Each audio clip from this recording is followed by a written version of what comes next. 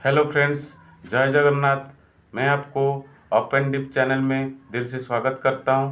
पिछले क्लास में हमने पढ़ा था फाइनेंशियल मार्केट के बारे में। फाइनेंशियल मार्केट तीन पार्ट में डिवाइड होता है: money market, capital market, currency market. Money market दो पार्ट में डिवाइड होता है: और organised market, unorganised market. Capital market दो पार्ट में डिवाइड होता है: primary market and secondary market. और करेंसी मार्केट होता है जहाँ पे करेंसी ट्रेड होता है। अभी हम लोग पढ़ेंगे मनी मार्केट के बारे में और मनी मार्केट के इंस्ट्रूमेंट के बारे में।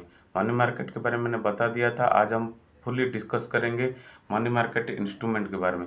मनी मार्केट का इंस्ट्रूमेंट क्या क्या होता है: call money, treasury bills, commercial paper, certificate of deposits, collateral lending, borrowing, obligation and treasury bills.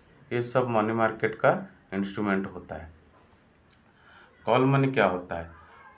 पिछले क्लास में जैसे एग्जाम्पल दिया था, state bank of India bank of Baroda से शॉर्ट टर्म के लिए कुछ पैसा उधार लिया था, तो उसके लिए बैंक ऑफ बड़ौदा ने दे दिया, लेकिन एसबीआई को कुछ सिक्योरिटी उसके पास देना नहीं पड़ा, तो इसको बोलते हैं अनसिक्योर लोन। ये कुछ शॉर्ट टर्म के लिए होता है। और दूसरा क्या होता है, जो एसबीआई और बैंक ऑफ बड़ौदा के बीच में ये ट्रांजैक्शन हुआ, इसको बोलते हैं मनी मार्केट ट्रांजैक्शन, और इंटर बैंक मनी मार्केट बोलते हैं इसको। अब ये कितने दिन से कितने दिन के बीच में होता है? ये जो कॉल मनी होता है ये थ्री टाइप का होता है। एक होता है call money, notice money, term money. Call money सिर्फ ओवरनाइट के लिए, वन डे के लिए होता है। नोटिस मनी 1 डे से 14 डेज के लिए होता है। एंड टर्म मनी 15 डेज से लेके 364 डेज तक होता है। जो बैंक को पैसा चाहिए होता है, ये लोग डिमांड साइड में आ जाते हैं, जिनके पास शॉर्टेज है फंड की। एंड जो बैंक के पास सरप्लस मनी है, वो सप्लाई साइड में आ जाते हैं। इस सिस्टम को कौन कौन यूज करता है? Scheduled commercial bank, small financial bank, payment bank, regional bank, RRB, state cooperative bank, district cooperative bank, urban cooperative bank, primary dealers, ये सब फैसिलिटी को यूज करते हैं। नेक्स्ट आएंगे हम ट्रेजरी बिल्स के ऊपर। ट्रेजरी बिल्स क्या होता है? गवर्नमेंट का शॉर्ट टर्म फंडिंग रिक्वायरमेंट को मैनेज करने के लिए आरबीआई गवर्नमेंट ऑफ इंडिया के बिहाफ से ट्रेजरी बिल इशू करता है।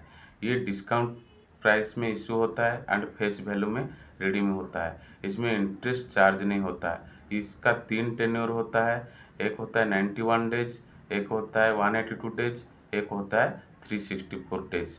फॉर एग्जाम्पल, एक ट्रेजरी बिल्स इशू हुआ 10,000 रुपये में, इसका फेस वैल्यू है 10,000 रुपीज़, लेकिन आरबीआई इसको 9,500 रुपीज़ डिस्काउंट में इशू करेगा और बोलेगा आफ्टर 364 डेज आपको 10,000 मिल जाएगा, लगभग आपको 5% मिल गया। इसको बोलते हैं हम कमर्शियल पेपर के ऊपर। ये एक अनसिक्योर इंस्ट्रूमेंट होता है, इसको हाई रेटेड कॉरपोरेट इशू करते हैं। फॉर एग्जांपल, अदानी ग्रुप को 500 करोड़ की रिक्वायरमेंट हुआ। ये जो कमर्शियल पेपर होता है एक प्रोमिजरी नोट होता है। अदानी ग्रुप 500 करोड़ का प्रोमिजरी नोट मार्केट में इशू कर दिया और उसमें लिख दिया कि एक पर्टिकुलर डेट को ये रिडीम हो जाएगा विथ इंटरेस्ट के साथ। और ये होता है 5 लाख, मिनिमम 5 लाख रुपीज़ और मल्टीपल ऑफ 5 लाख रुपीज़। ये 7 डेज से लेकर 1 साल तक इसका टेन्योर होता है। फॉर एग्जाम्पल, जो प्रोमिजरी नोट अदानी ग्रुप ने इशू किया, आपने इसको 5 लाख रुपया दे के खरीदा और 364 डेज के बाद वो ऑटोमेटिकली इंटरेस्ट के साथ आपको रिडीम हो जाएगा और आपका अकाउंट में क्रेडिट हो जाएगा। इसमें जनरली जो कॉरपोरेट बॉडी होता है वो फंड रेज करते हैं। नेक्स्ट आएंगे हम सर्टिफिकेट ऑफ डिपॉजिट के ऊपर। सर्टिफिकेट ऑफ डिपॉजिट जनरली बैंकों के द्वारा यूज किया जाता है फंड रेज करने के लिए। सर्टिफिकेट ऑफ डिपॉजिट एक नेगोशिएबल इंस्ट्रूमेंट होता है जो कि एक ओनर से दूसरे को बेच के ट्रांसफ़र किया जा सकता है। इसको schedule commercial bank, regional rural bank and all financial institution approved by reserve bank of India, small financial bank, ये सब इसको यूज कर सकते हैं। और इसमें इन्वेस्ट कौन कर सकता है? रेसिडेंट्स ऑफ इंडिया, कोई भी रेसिडेंट्स ऑफ इंडिया इसमें यूज कर सकते हैं। इसका टेन्योर रहता है 7 डेज से लेके 1 साल। नेक्स्ट आएंगे हम CBLA के ऊपर। CBLA क्या होता है? Collateral borrowing lending obligation. इसको कौन यूज करता है? इसको जो मार्केट पार्टिसिपेंट है fund raise, short term fund raise के लिए यूज करते हैं। जो CBLA का मेंबर होगा, रजिस्टर्ड होगा, वही फंड बोरो और लेंड कर पाएगा। ये किसके द्वारा ऑपरेट होता है? क्लियरिंग कॉर्पोरेशन ऑफ इंडिया के द्वारा ऑपरेट होता है। इसका टेन्योर होता है ओवरनाइट टू 1 ईयर। जब इसको पार्टिसिपेट करते हैं, इसमें एक कोलैटरल सिक्योरिटी देना पड़ता है। उसमें क्या इन्वॉल्व रहता है? उसमें रहता है जैसे government security including treasure bills, इस सब को मॉर्गेज रख के फंड रेज किया जाता है। इसमें कौन कौन यूज करता है इसको? जैसे नेशनल बैंक हो गया, private bank, primary dealers, non banking financial corporation, PPF fund, pension fund, corporate and non banking financial corporation, ये सब इसको यूज करते हैं। कमर्शियल बिल, ये कमर्शियल बिल क्या होता है?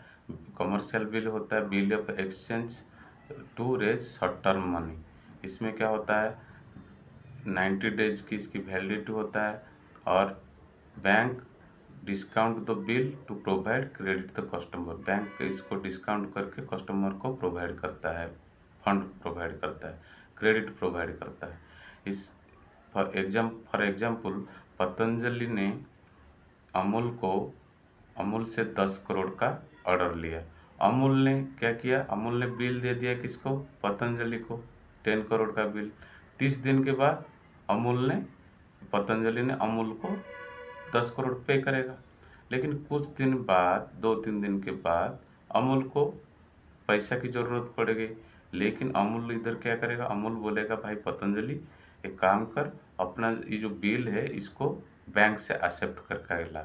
जैसे पतंजलि बैंक के पास जाएगा उसको एक्सेप्ट करने के लिए, बैंक क्या करेगा? इसमें डिस्काउंट चार्ज करके कमीशन लेगा और इसको दे देगा। और ये पतंजलि इसको लेके अमूल को दे देगा। अमूल इसको मार्केट में सेल करके फंड रेज करके, इसको बोलते हैं ट्रेड बिल और बिल ऑफ एक्सचेंज।